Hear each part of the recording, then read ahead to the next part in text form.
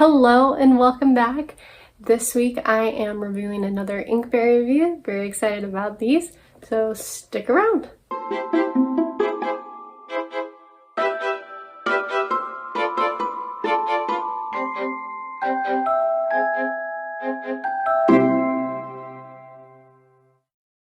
Alright, so this week I have Brice Austin's collection of short stories called The Afterlife Road.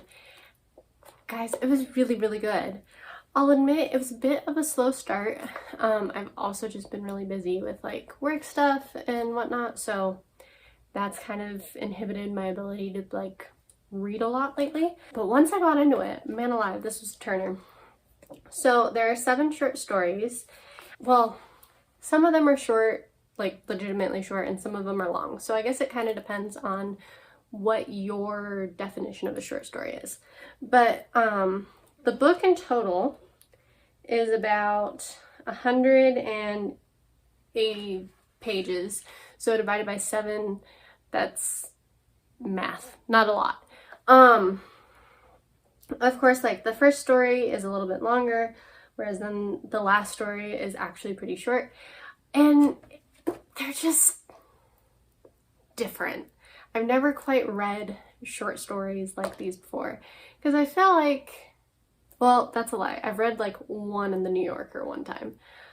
Yeah, I'm so excited, and yet I'm at such a loss for words because unlike a novel where you're like, here are all these characters and let's focus on the character development at least and that'll save me from giving away too much of the plot, like with short stories, it's all plot. I mean, there's a little bit of character development, but you don't have as much time.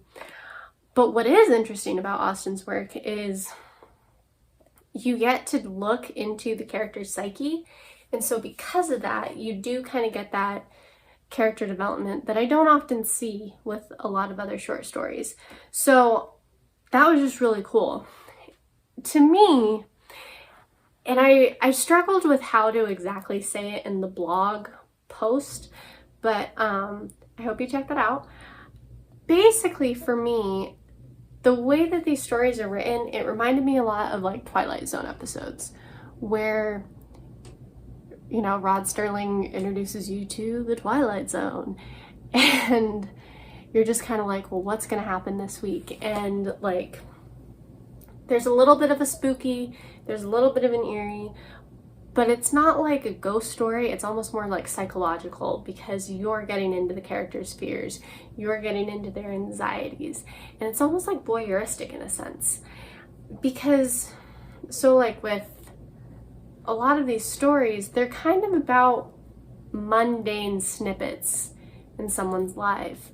Like the first story, the chicken story, it talks a little bit about stories and the power of them, which very meta. Loved it a lot. What was really interesting about it is that that story probably covers the most amount of time. It talks about how this guy's family runs like a chicken business, I guess kind of like Tyson, and how like at first it was this really kind of family story about the dad, and then the dad wanted to leave it to the son, who's the narrator of the story, but the son just never really wanted anything to do with it. So he left it to the sister, and then the son kind of like, even though he tried to fight it, he found his way back there, in a sense. And so it's almost like a story about, that sounds almost cliche, because it's almost like fighting against the family, but coming back to it. And then there are other stories, well, and so that one focuses on like the narrator's internal struggle. And then there's another story, it's this guy who's a lawyer, and in high school he was really picked on, but he had a couple of pseudo friends, but even if they weren't quite friends, they were definitely people that like made an impact on his college career. And suddenly he died, and suddenly they die. And it's this really weird feeling that's just very surreal. And you get that in Austin's writing because as the narrator's sitting there with his drink, looking at his old yearbook, like you feel the guy's nostalgia, you remember alongside him catching the volleyball or lifting the weights or driving wickedly fast down that backcountry road. And it's kind of one of those things where if you know anybody from your high school, that like that one kid from your drama class or that one kid from algebra that like just isn't here anymore, and like finding that out, and you're just like, oh my gosh, I had algebra with them, I had drama, and you're just like, how are they gone? Like, it's just a very surreal feeling. And you know, I think that feeling of loss, of being replaced, I realize they're not quite the same thing, but I think that it's safe-ish to say that they're related. Those are like interesting motifs throughout the book, or throughout the collection, because there's another story that I really liked. It's called Cherokee Lake, where this girl is on a bicycle tour race thing to raise money for cancer, and she takes a pit stop and is like, come on, let's go swimming, to her friend, and her friend's like, I don't know how to swim. Like, no, I don't want to.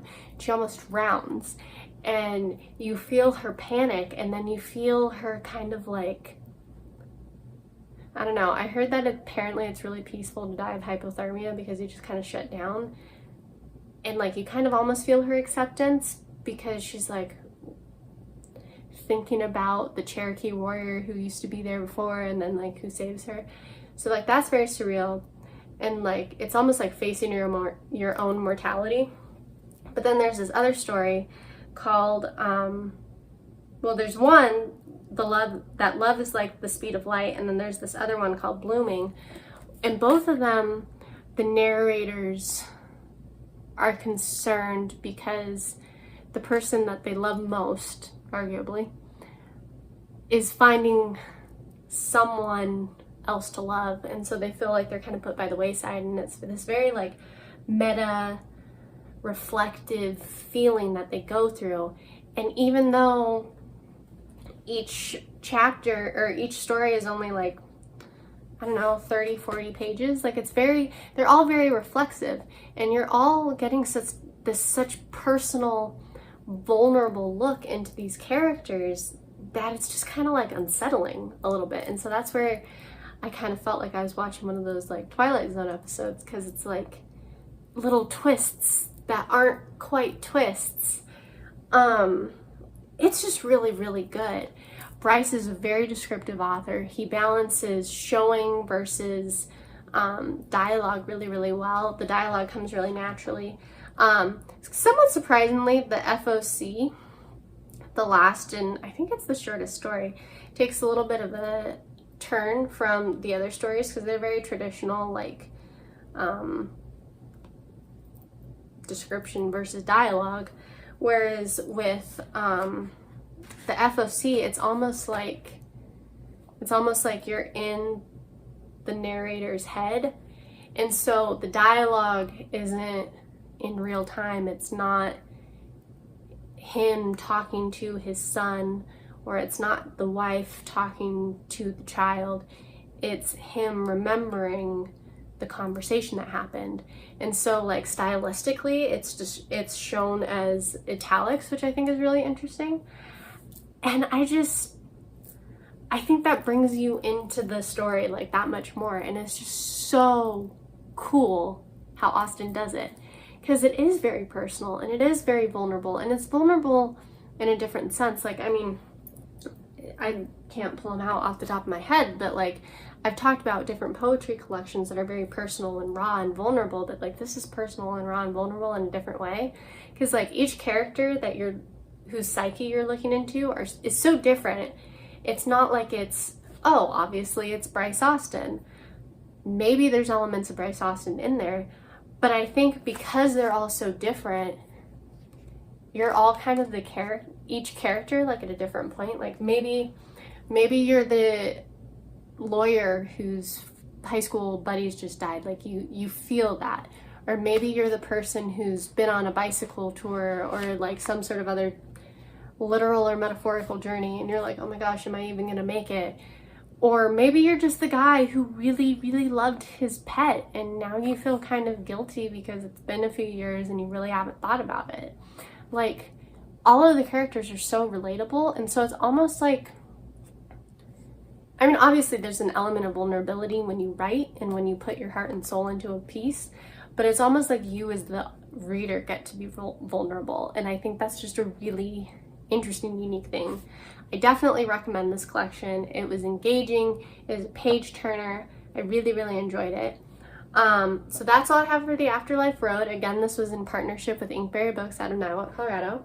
Next week, I'm going to be reviewing a book that I picked up somewhere a while ago, and I'm finally getting around to it. So it's The Chanel Sisters by Judith Little. I 100% picked it based off its cover, so I think it looks really pretty, and I'm excited to get back with you next week. So in the meantime, happy reading, and thanks.